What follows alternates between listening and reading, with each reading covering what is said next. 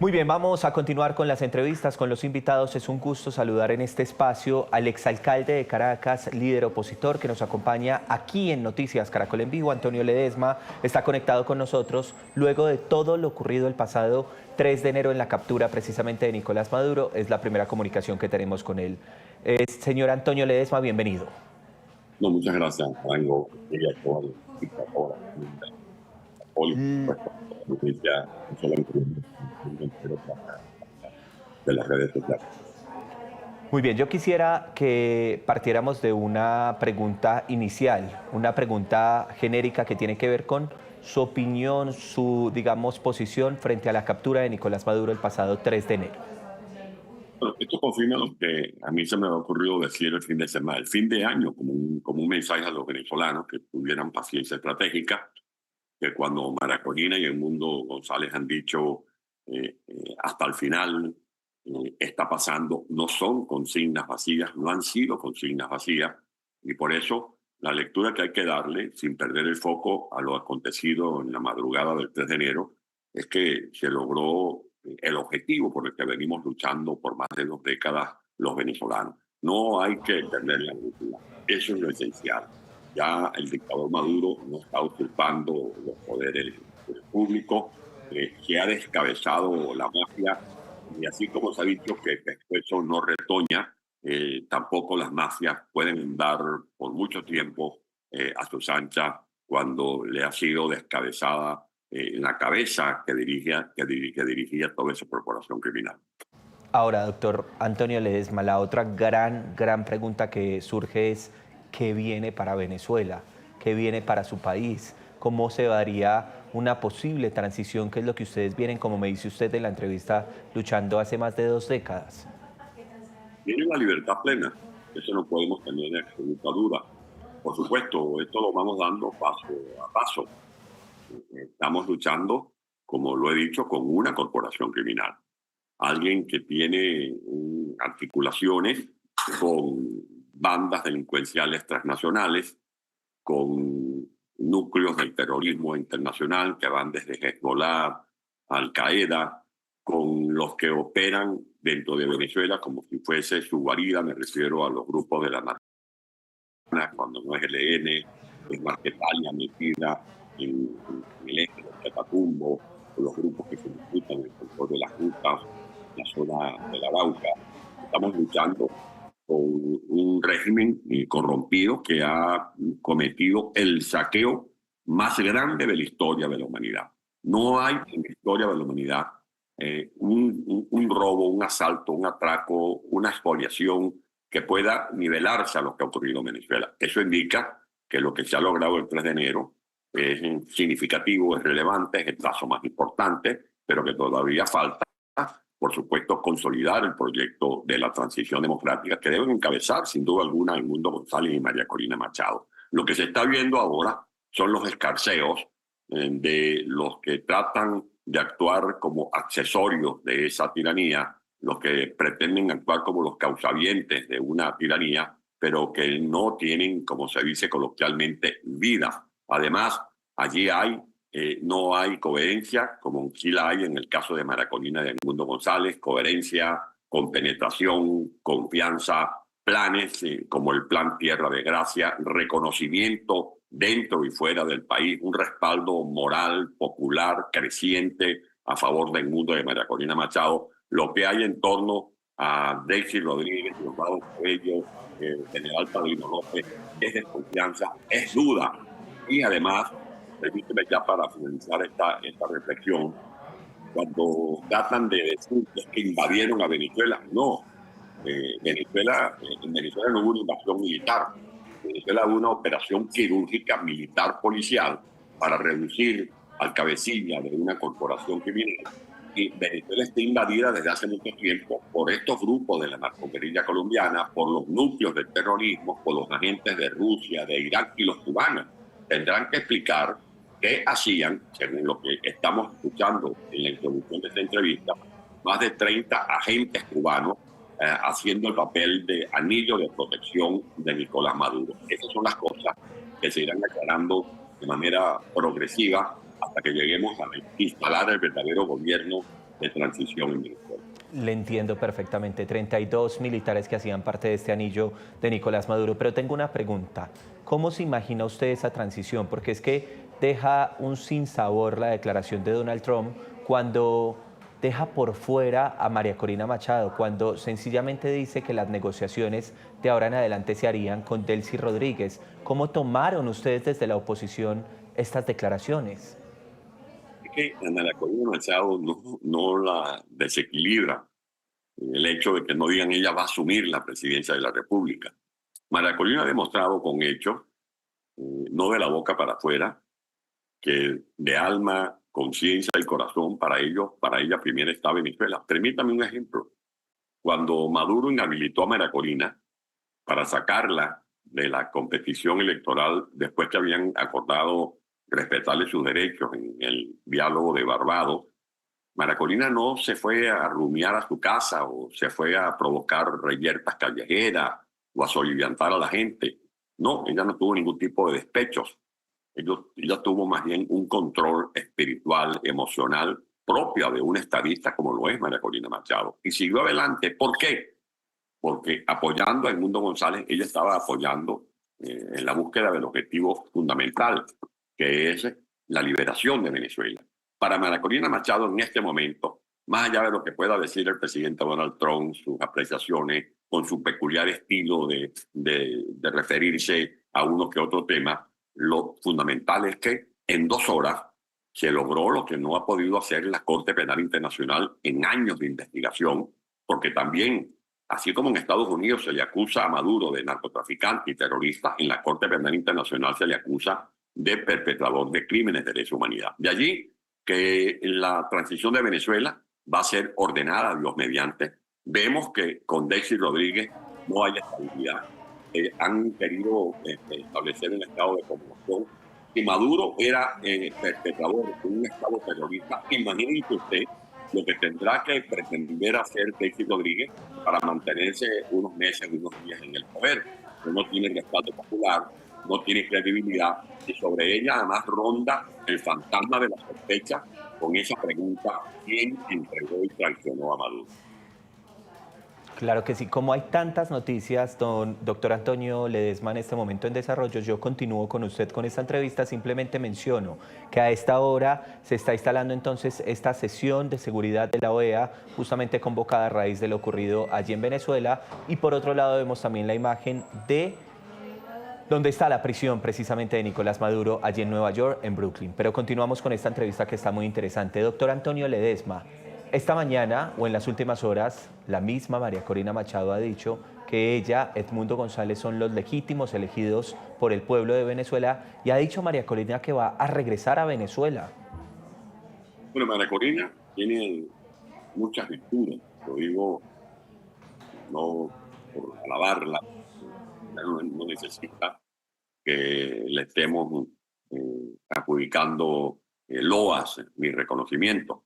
Pero como la conozco, he venido trabajando con ella hace muchos años, puedo decir que es una mujer valiente, que es una mujer tolerante, y lo ha demostrado. La acusaban de la ultrarradical y ha resultado ser una mujer tolerante, resiliente, porque se reinventa cada día, muy coherente y sobre todo una mujer que honra la palabra. Si María Corina ha dicho que va a regresar, tenga usted la absoluta seguridad que María Corina Machado va a regresar. Ella estuvo 14 meses en el clandestinaje y sobrevivió a la cacería que ordenó contra ella Nicolás Maduro. Estoy seguro que María Corina hará lo que le corresponda por el bien de Venezuela y seguirá dándose esa llave que han constituido en estos últimos meses Edmundo González luchando en el destierro y María Corina Machado luchando dentro de Venezuela. Recuerde que hay un trípode de esta lucha, que no simplemente simbólica.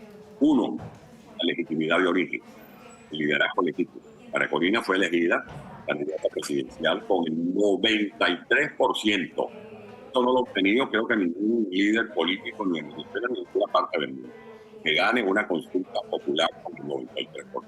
Dos, Edmundo González ganó la presidencia de la República el 28 de julio de 2024 con casi el 70%. Incluso en los cuarteles donde votaron los militares, los soldados, los capitanes, los tenientes, votaron también por la fórmula de Edmundo González y María Corina Machado. Y ganamos superando todo tipo de obstáculos. Ustedes a través de esta cadena cubrieron cómo perseguían a María Corina, a Edmundo, si se montaba en un caballo, la bajaban del caballo, se tenía que montar en un árbol, saltar de un árbol a una canoa, de una canoa a una motocicleta, de una motocicleta a una camioneta. Si le vendían unas empanadas en un lugar del estado Guárico, iban a atropellar a las muchachas que le vendieron las empanadas en el estado Guárico. Si llegaba a la casa, como llegó a la casa del señor Ricardo Albacete en Cristóbal, el estado Táchira, allanaban la casa, metieron preso al ciudadano. O sea, votamos contra el miedo. El pueblo superó el miedo. Y hoy hay un silencio estratégico del pueblo, porque hay una cacería de brujas. Ayer Antonio Ledesma. 15 colegas como usted estuvieron ayer. La Sí. presentación que desarrolló Eider Rodríguez. Doctor Antonio Ledesma, hagamos una cosa, no se me vaya a desconectar, pero es que está pasando algo urgente y es que Colombia, es la posición de Colombia ante la OEA, está hablando Mauricio Jaramillo Jacir, que es el vicecanciller. Usted no se me desconecte, escuchamos un poco lo que dice Mauricio Jaramillo en la OEA y ya regreso con usted, que está muy interesante esta conversación. Lo anterior constituye un precedente sumamente preocupante por amenazar la paz y la seguridad regional, así como el orden internacional basado en normas. Cuando se relativizan estos valores, especialmente aquellos que regulan el uso de la fuerza, se debilita el principio de igualdad soberana de los estados y se abre la puerta a un orden internacional regido por la imposición y no por el derecho, con graves consecuencias para la seguridad regional y global. La normalización de estas excepciones conlleva un sistema internacional cada vez más imprevisible. De otra parte, Colombia expresa su preocupación por el impacto de estas acciones en la población civil que enfrenta riesgos directos a su vida y a sus bienes. La protección de los civiles y la plena garantía de sus derechos humanos deben ser una prioridad absoluta. Consideramos inaceptable cualquier amenaza o ataque contra personas inocentes o infraestructuras de carácter civil. La Carta Democrática Interamericana reafirma que la democracia es un derecho de los pueblos y un deber de los estados, y que su ejercicio efectivo está indisolublemente ligado al respeto de los derechos humanos, al Estado de Derecho y a la solución pacífica de las controversias, así como a la soberanía, la integridad territorial y la independencia política. La democracia no puede concebirse como resultado de la coerción ni de la imposición externa. Por el contrario, solo puede construirse mediante procesos políticos pacíficos, inclusivos y respetuosos de la voluntad popular. La Carta de la OEA establece que esta organización tiene como objetivo preservar la soberanía, la independencia y la integridad territorial de los Estados miembros, así como promover la paz y la seguridad del continente. Asimismo, dispone que los Estados deben resolver sus controversias por medios pacíficos y abstenerse de recurrir a la amenaza o al uso de la fuerza. Es claro que cualquier acción unilateral de carácter militar contraviene estos principios fundamentales y representa un grave riesgo para la paz y la seguridad hemisféricas. En este escenario, la OEA tiene un rol esencial en la prevención de conflictos, la reducción de las tensiones y la promoción de entendimientos que privilegien soluciones pacíficas y colectivas. En consecuencia, la situación en Venezuela debe resolverse exclusivamente mediante el diálogo, la negociación y el respeto a la voluntad de su pueblo sin injerencias externas. Solo un proceso político inclusivo liderado por los propios venezolanos puede conducir a una solución democrática, sostenible y respetuosa de la dignidad humana y de los derechos humanos. Confiamos en que la crisis actual no se profundice, pero de manera preventiva hemos dispuesto medidas para proteger a la población civil y preservar la estabilidad en la frontera, atendiendo las eventuales necesidades de la población, especialmente aquella migrante, en coordinación con las autoridades locales. Colombia ha sido y seguirá siendo receptor solidario de la población venezolana que, ante la incertidumbre que representa la crisis ocasionada por estos ataques, puede generar un flujo masivo de migración que demandaría un significativo esfuerzo en recursos y capacidades para brindar el debido apoyo y asistencia en las zonas de acogida. Colombia reafirma que América Latina y el Caribe debe preservarse como una región de paz, comprometida con la solución pacífica de las controversias y con el fortalecimiento del multilateralismo. Como lo establece la Carta de la OEA, debemos mantener el respeto por los principios y propósitos de las Naciones Unidas. En este mismo sentido, Colombia rechaza de manera categórica, firme e inequívoca las amenazas del uso de la fuerza o de cualquier acto de agresión contra nuestro territorio, así como las declaraciones difamatorias y sin sustento en contra de nuestro jefe de Estado, Gustavo Petro Urrego. Este tipo de declaraciones son inadmisibles, evidencian una injerencia inaceptable en los asuntos internos de nuestro país y contravienen los principios más básicos de la Carta de las Naciones Unidas: la igualdad soberana de los estados, la no intervención, la independencia política, la integridad territorial y la prohibición del uso de la fuerza o la amenaza de la fuerza. Señor presidente, Colombia no admite ni tolera conductas que desconozcan estas normas básicas que garantizan la convivencia pacífica entre las naciones y el respeto mutuo. Exigimos respeto ante las estigmatizaciones, descalificaciones y discursos irrespetuosos contra nuestro jefe de Estado, legítimamente elegido por la voluntad soberana del pueblo colombiano. El gobierno de Colombia ha sido, es y será un firme defensor de la democracia, del Estado de Derecho y del pleno respeto por las instituciones. Reiteramos el ofrecimiento de nuestros buenos oficios para contribuir a una salida diplomática a la situación actual y hacemos un llamado enérgico para abstenerse de acciones que puedan escalar las tensiones o afectar la seguridad regional. América Latina y el Caribe tienen una comprobada trayectoria de paz que actualmente está bajo asedio y en grave riesgo. Muchas gracias. Gracias, señor. 10:23 termina a esta hora entonces la declaración del vicecanciller de Colombia, Mauricio Jaramillo Jacir, la posición del vicecanciller, además con tres noticias que me parecen importantes o tres declaraciones en medio precisamente de esto que está haciendo allí en la OEA. Lo primero, exige respeto por el presidente Gustavo Petro, dice que es un discurso irrespetuoso el que ha emitido Donald Trump, calificándolo precisamente de creador de cocaína, pero también dice que es un jefe de Estado legítimamente elegido y que merece todo el respeto, rechazando las declaraciones de Donald Trump. Pero también, hablando de Venezuela, dice que la situación en Venezuela se debe resolver exclusivamente con el diálogo, sin una incursión extranjera, sin una incursión militar, sino solo con el diálogo, justamente, precisamente allí de los venezolanos. Es la posición de Colombia en la OEA. Yo, mientras tanto, continúo con la entrevista al señor Antonio Ledesma. Estamos conversando a las 10:24 minutos con el exalcalde de Caracas, líder opositor, Antonio Ledesma, que ha hecho política durante muchos años en Venezuela y ya está en este momento en el exilio. Doctor Antonio Ledesma, arranquemos por esto último. Esa es la posición, señor. Yo la tengo anotada, estamos escuchando la posición. El diplomático Mauricio Jaramillo apela a la Carta Democrática de la OEA y a la Carta de la ONU. Pues bien, señor Jaramillo, la Carta Democrática es la que hemos estado invocando que se aplique en un país donde hay un Estado fallido, donde hay un Estado forajido. Si algún régimen ha violado, pisoteado, desconocido por aquí, por allá, de medio lado, por todos los ángulos, la Carta Democrática es el régimen de Chávez y de Maduro. Allí está el informe de la Comisión Interamericana de Derechos Humanos. Yo lo invito a que usted lea otra vez, porque debe saberlo, que ese informe concluye que Maduro ha venido desarrollando un terrorismo.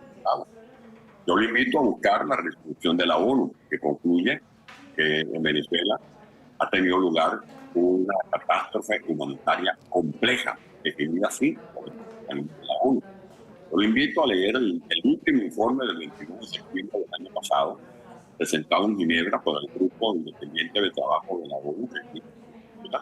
El régimen de Maduro tiene presos políticos, que ha ejecutado detenciones arbitrarias que superan el número de 20.000 personas, que ha ejecutado por la vía extrajudicial a más de 1.000 seres humanos, que ejecuta los métodos viles de las desapariciones forzadas, de los tratos crueles, que en Venezuela se asesinan a los presos políticos. Usted habla que no está de acuerdo con la intervención extranjera. ¿Y qué hace entonces el cabecilla del ELN en el territorio venezolano? Esa es intervención extranjera. ¿Qué hace el grupo de Marquetalia haciendo de las suyas y peleando con el Ejército de Liberación Nacional por el control del eje del Catatumbo? Eso sí genera intervención extranjera. Intervención extranjera es que apoyen desde el Foro de Sao Paulo la presencia de fuerzas cubanas, nicaragüenses, rusas, chinas dentro del territorio venezolano. Eso sí es intervención extranjera. Lo que ha venido proponiendo María Corina Machado y Edmundo González es precisamente liberar a Venezuela de estos impactos que produce la presencia de fuerzas extranjeras. Usted habla de las soluciones pacíficas y haber creado el movimiento M-19 fue una solución pacífica. Darle carácter beligerancia a la FARC o a estos grupos de la narcoguerrilla es una solución pacífica. Fue una solución pacífica los dos golpes de Estado que intentó Hugo Chávez el 4 de febrero y el 27 de noviembre del año 1992. Es una solución pacífica que Maduro todos los días amenazara a los venezolanos diciendo que la revolución en Venezuela era una revolución armada y que esa revolución no entregaba el poder por las buenas o por las malas. Usted habla de los derechos humanos y del derecho internacional. ¿Y dónde estaba el derecho internacional?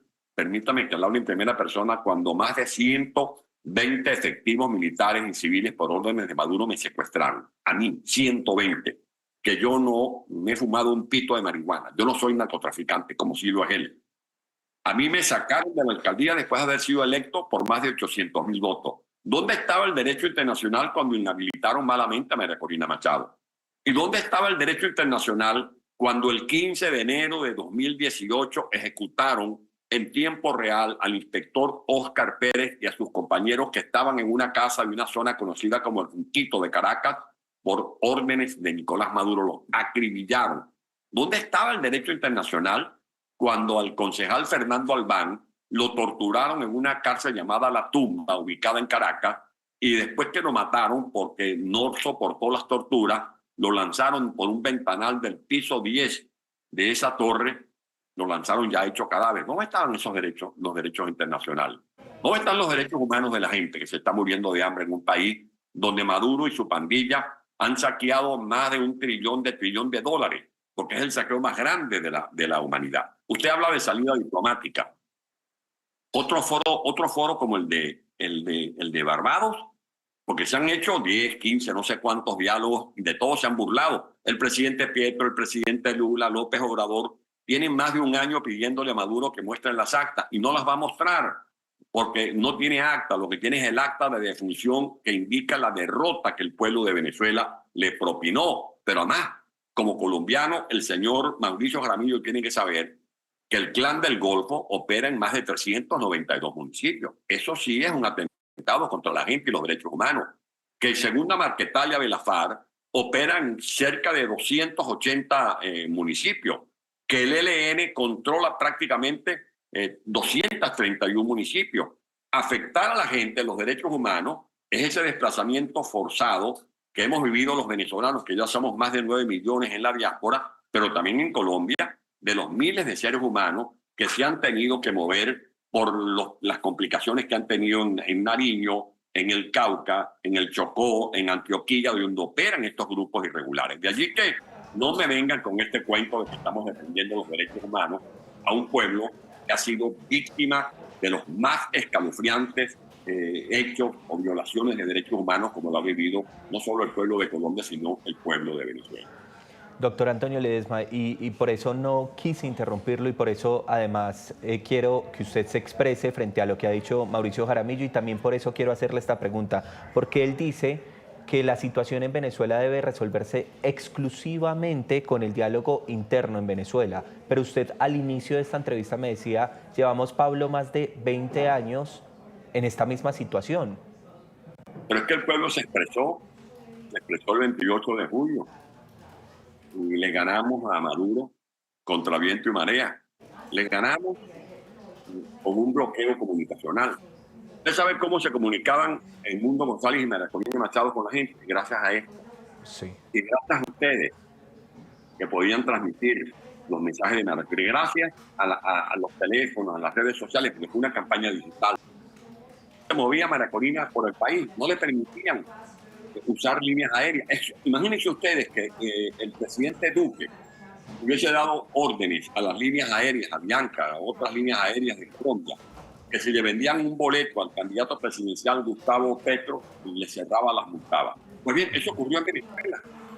María Corina no podía viajar en una línea comercial porque la línea que pidiera un boleto a María Corina para viajar de Maiquetía a Maracaibo, la cerraban, la multaban. Tenía que viajar por carretera. Si no me creen a mí, busquen en YouTube María Corina Machado interceptada en Alcabala. Alcabala son los puestos policiales. La detenían en las Alcabalas. Cualquier persona que le donara unas gorras a una familia, esa persona era acusada de traición a la patria. Pues María Corina y el Mundo González hicieron una ética junto con el pueblo de Venezuela. Que nos van a pedir más diálogo, nos van a pedir más negociación. Esto no tiene buenas facturas, eso no tiene buenas intenciones. Esas no son soluciones, esas son trampas para que maduren, para que lo que queda de esta dictadura, ya Maduro está en un capítulo cerrado, para lo que queda de esta tiranía puedan ganar tiempo y puedan seguir entreteniendo a la comunidad internacional, que ya sabe que esto no se puede resolver con más resoluciones ni discursos floripondiosos. Lo que se hizo el 3 de enero es lo que estaba esperando el pueblo de Venezuela. Y por eso el pueblo de Venezuela está consciente que ahí no hubo ninguna invasión. Que la invasión la han provocado Chávez y Maduro rindiendo la soberanía de Venezuela a los pies del castrismo en Cuba o de los rusos o de los iraníes. ¿Y qué se cuenta de que nos van a robar el petróleo? Mentira. El petróleo se lo han venido robando ellos.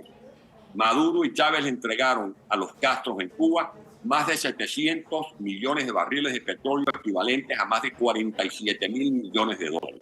Han saqueado la industria petrolera. Sí. El petróleo no es del pueblo, el petróleo terminó siendo de estos bandidos que se embolsillaron fortunas. Y si no, busquen, si no me creen a mí, Tarek El-Aissami, que fue designado presidente de Petróleos de Venezuela por Maduro hace unos años, y el mismo Maduro el año pasado lo metió preso porque según Maduro se robó más de 22 mil millones de dólares. Y no lo metió preso para castigar la corrupción, sino para decirle no repartiste el botín conmigo. Le dije que lo que viene para Venezuela son cosas buenas. Nosotros vamos a necesitar, hay que decirlo sin complejo, sin falsos orgullos, sí, vamos a necesitar de las empresas petroleras de Estados Unidos. Sí, vamos a necesitar de las empresas petroleras de Brasil, de Colombia, de México, de Europa, de Asia, de cualquier lugar del mundo que quieran invertir en Venezuela para que podamos explotar el petróleo, el gas, el oro. Una cosa, que las ganancias no sean para las cuentas bancarias de unos vivos, que haya una operación ganar-ganar, que haya seguridad jurídica para las empresas petroleras de Colombia o de España, pero que también haya ganancias en regalías y impuestos para el pueblo de Venezuela.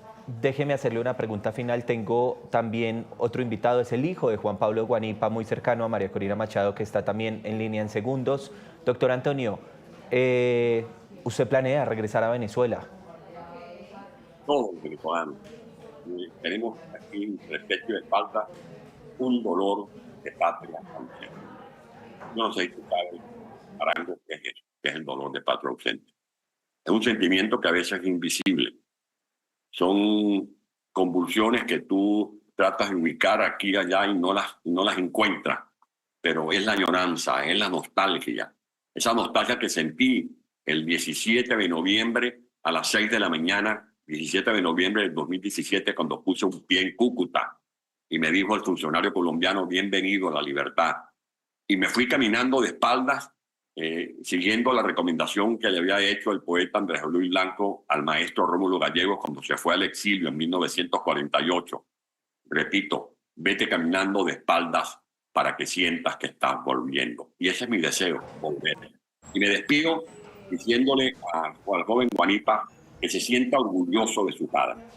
Juan Pablo Guanipa, con su mujer, la querida e inolvidable Begoña, una madre excepcional, han hecho una familia también estupenda. Por eso me sumo hoy a las palabras de solidaridad por Juan Pablo Guanipa, que simboliza a todos los presos políticos de Venezuela. Dios te bendiga, hijo querido. Un abrazo para todos. Gracias. Amén. Ahí lo está escuchando Ramón Enrique Guanipa, hijo de Juan Pablo Guanipa. Primero, al señor Antonio Ledesma, un abrazo. Gracias por habernos acompañado, gracias por estos minutos, gracias por sus declaraciones y también por estar siempre en Noticias Caracol en Vivo. No, gracias a ti. Si me permites un comentario. Sí, Desde que ayer a Maduro en el Tribunal de Nueva York le permitieron presentarse y sus familiares saben dónde está. Incluso pidió que lo visitara alguien del consulado de Venezuela y el juez autorizó que lo visitara en estos días un funcionario del consulado de Venezuela. Eso no es lo que vivimos nosotros en Venezuela. Eso no es lo que viven los hijos de Juan Pablo Guanipa. El yerno del presidente de la República, Edmundo González Urrutia, ya lleva un año desaparecido, Rafael Tubares. Y su esposa, la esposa de Rafael Tubares, cuando va a la cárcel de Ramo Verde, que es una cárcel militar donde estuve preso, le dicen, no, aquí no está, no, señor, no está aquí, vaya a la tumba. Y cuando va a la tumba le dicen, no, este señor aquí no está, vaya al helicoide. Y cuando va al helicoide, no, aquí no está. Y los niños, yo he visto al presidente por teléfono hablar con sus nietos y ya no es el presidente, es el abuelo. Es el abuelo conmovido escuchando a esos niños, abuelo, ¿dónde está mi papá? ¿Dónde está mi papá? Y que ese hombre no tenga cómo decirle a sus nietos dónde está el padre que le han sido secuestrados. Bueno, esas son las cosas crueles que se pagan ante la justicia. Que tarda, pero llegó y va a seguir llegando la mano larga de la justicia para posarse sobre las cabezas de los que han sido autores de todos estos crímenes que no pueden quedar impunes en Venezuela.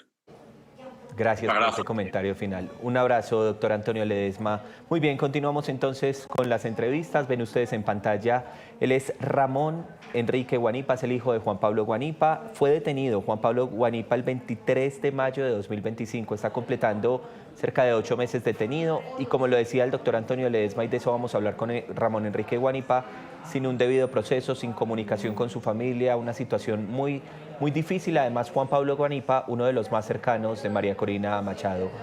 Señor Ramón, bienvenido. Muchas gracias por invitarme. Gracias por estar con nosotros. ¿Qué estaba haciendo el sábado pasado, sábado 3 de enero? ¿Cómo tomó la noticia de la captura de Nicolás Maduro? Bueno, por supuesto con mucha sorpresa.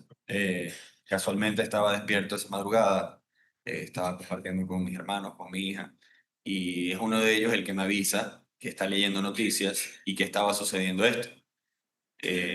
Al principio pensamos que era mentira, pensamos que era otra noticia de esas que de alguna manera tienen cierto amarillismo y entonces no es tan verdad o no es aquí o es un video viejo, qué sé yo. Tú sabes cómo se manejan los fake news. Entonces cuando accedo yo a mis redes sociales y empiezo a ver que muchas personas diferentes reportan lo mismo y hay muchas pruebas, empiezo a pensar, es verdad, pero todavía con bastante, de manera muy incrédula, ¿no?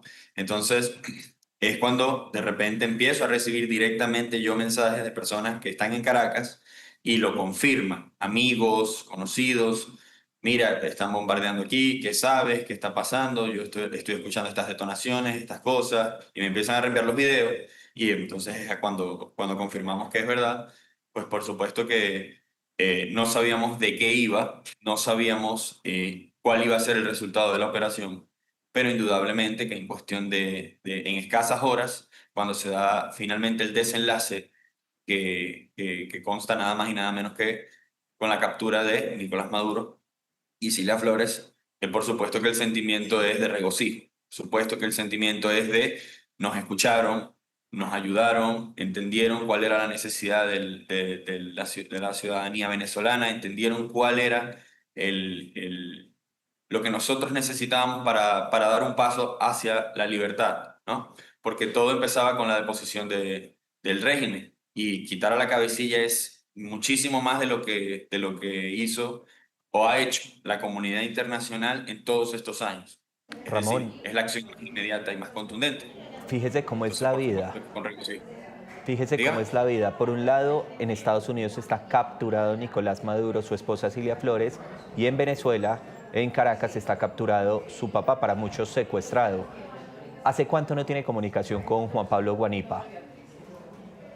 Mira, desde julio de este año, que fue cuando pude visitarlo por escasos 20 minutos. es que esa reflexión la tuve yo inmediatamente. De Nicolás Maduro hubo fe de vida en aproximadamente 10 horas cuando se filtró la foto de él en el helicóptero. A mí personalmente me negaron un habeas corpus, un recurso legal que introduje el Ministerio Público y lo tomaron de inadmisible. Es decir, yo no he tenido comunicación con mi padre, no he tenido más visitas desde julio. La única comunicación que tengo es una comunicación indirecta a través de un custodio que me dice, está bien.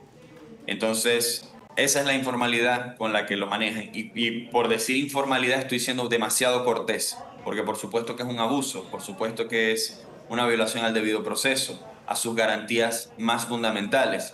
Ya Nicolás Maduro tuvo acceso a pedir un abogado. Le leyeron los derechos y ni siquiera sabía que tenía tantos derechos. Él desconocía totalmente que un detenido tenía tantos derechos. Y se nota, porque hoy por hoy ningún preso político tiene derechos garantizados. Ningún preso político tiene debido proceso. Todos los presos políticos son secuestrados y puestos en entes militares o policiales y sujetos a su suerte. Algunos incluso sin atención médica, algunos incluso que mueren en cautiverio, como el caso del ex gobernador de Nueva Esparta. Es decir, es total y absolutamente surrealista lo que se vive aquí, pero pareciera que ya se está haciendo justicia. Ramón, quiero preguntarle, aquí no ha habido ningún tipo de debido proceso porque usted mismo me acaba de decir que desde julio no tienen comunicación. ¿Él en qué cárcel está, Ramón? La última información que tuvimos es que lo mantienen en la PNB de Mari Pérez. Esa información no ha cambiado, no hemos recibido otras noticias, ni siquiera de manera extraoficial, entonces todo es presunción de nosotros, asumimos que sigue allí. Sin embargo, como te digo, al no tener acceso, al no tener que su abogado no pueda juramentarse como su abogado, aun cuando fue designado por él mismo en un video y por mí en un documento firmado que no admitieron, obviamente todo queda en el aire. Es decir, nosotros seguimos llevando la comida para allá, la siguen recibiendo. El día que no nos la reciban o que haya un movimiento extraño, tendremos que empezar a asumir otras cosas porque todo se trata de asumir. La familia de los presos políticos lo único que hace es asumir y tener esperanza, porque el Estado nunca te da respuesta y nunca se preocupa ni siquiera por la primaria cortesía que puede ser decirte, mira, él está bien, él está aquí. No, todo depende de lo que tú puedas conseguir. Voy a leer un trino, Ramón, permítame leerle un trino de María Corina Machado, que ella ha emitido hace muy pocos minutos, que dice lo siguiente, Ramón. Para usted, para Ramón Enrique Guanipa, querido Ramón, tu papá es un héroe y un ejemplo para Venezuela. Él, como miles de venezolanos, arriesgaron todo para garantizar que podemos tener un país en el que vivamos con dignidad, con la mejor educación del mundo para nuestros hijos, donde los ancianos puedan estar cuidados, donde se pueda invertir con seguridad, donde el ingenio y la innovación puedan desplegarse para el bienestar de toda la nación y del hemisferio, para que nuestros hijos regresen a casa y nuestras familias estén unidas. Por él, por cada uno de los que hoy están en prisión, luchamos día y noche. La libertad de los presos políticos es el primer paso en una genuina transición a la democracia de Venezuela. Ramón, ¿qué ha sido, hombre, lo más difícil en este tiempo y después de ver este mensaje de María Corina de estar lejos de su papá? Bueno, por supuesto que lo más difícil es la incertidumbre de cómo se encuentra, la incertidumbre de cómo irá su proceso, la incertidumbre de cuánto volverá a casa.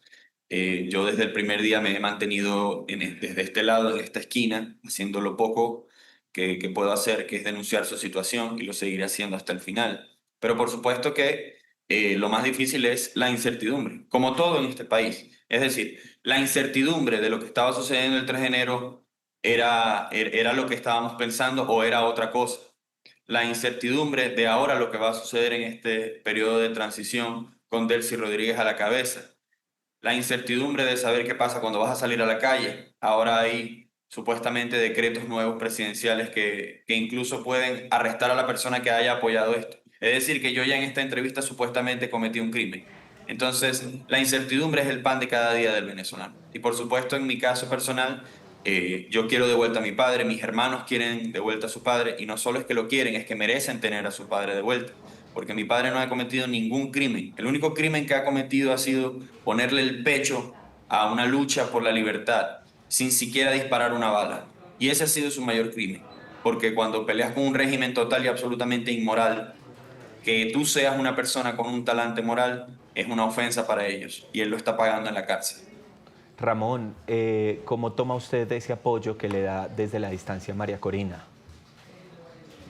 Mira, con mucho regocijo, sabiendo que obviamente estamos en momentos muy complicados, muy difíciles, pero ella siempre ha estado pendiente de nosotros. Ella de vez en cuando nos ha hecho llegar mensajes, nos ha expresado su apoyo. Entiendo también que la situación en la que nos encontramos en esta supuesta transición, obviamente está jugando roles y están sucediendo cosas, unas que no esperábamos, unas con las que de repente tenemos que ver qué va a desembocar, pero por supuesto que ella siempre ha estado a la altura de la situación y mi padre la ha acompañado y la acompañó en todo este tiempo y sé que él también está muy orgulloso de ella por todo lo que se ha hecho. Ramón, hay una cosa que tal vez no saben los usuarios, pero que deben saber, y es que con la captura de su padre y la muerte también de su madre, etcétera, usted ha tenido que ejercer todo un cargo para toda su familia, para sus hermanos, hacer las veces del hombre de la familia, del papá, ¿no? Sí, efectivamente ha sido así. ¿Cómo ha sido eso, Ramón? Bueno, profundamente difícil, porque evidentemente yo no soy el padre de ellos y evidentemente no puedo llenar espacios, no puedo hacer las veces realmente del papá. Pongo un ejemplo muy sencillo. Dos de ellos se encuentran en el último año de bachillerato del colegio y entonces es costumbre hacer la franela de promoción de los alumnos y hacer la franela de los papás. Entonces ya ellos habían pedido hacer la franela del papá antes de que mi padre fuera detenido. La gran pregunta es, ¿ahora qué hacemos? Cuando llegue el último día de clases y él siga ahí, en caso de que siga ahí, Dios quiera que no sea el caso. Pero ¿qué vamos a hacer? La franela la llevamos, te la pones tú, Ramón, te hacemos una a ti de hermano. ¿Qué hacemos? Esas preguntas tan sencillas, quizás tan fatuas, tan banales, son el pan de cada día de esta familia también, porque todas las fechas importantes que han sucedido desde entonces, los cumpleaños, esta Navidad, el fin de año, el primer recital de música de uno, el partido de fútbol del otro, es decir, lo más complicado es entender que estos niños no van a poder tener, no van a tener 15 años otra vez, 16 años otra vez cuando mi padre salga. Ya mi padre se va a haber perdido cosas que no van a volver. Y eso es el mayor crimen que comete el régimen con las familias, que les está quitando pedazos de vida a las familias y a los captivos.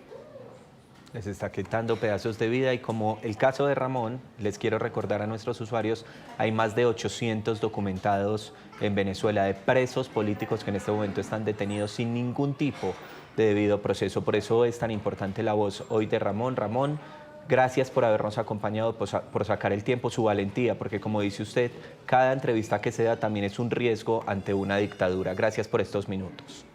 Gracias a ustedes por invitarme.